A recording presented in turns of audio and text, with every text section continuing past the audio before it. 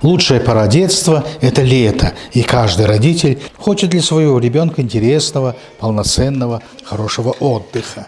Поэтому Агинский национальный музей имени Гамбужапа Цыбикова открыл для ребят путешествие по музею. Это целая программа, которая включает в себя несколько площадок. Это площадка игры в старинную бурятскую игру «Шагэ», также игра в совершенно новую бурятскую игру «Баргэ», которая идентична с игрой «Шагэ», но играется на большой площадке.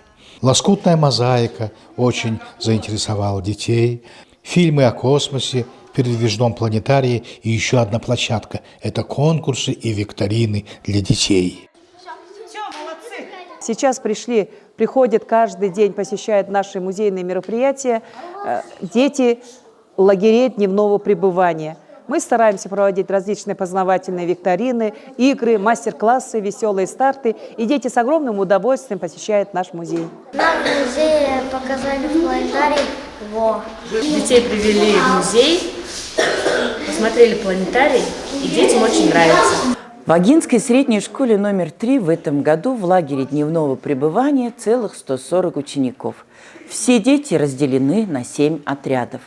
Каждый отряд имеет возможность посещать наш национальный музей имени Гамбужапа Цыбикова. В этом музее проводятся всегда очень интересные, занимательные мероприятия.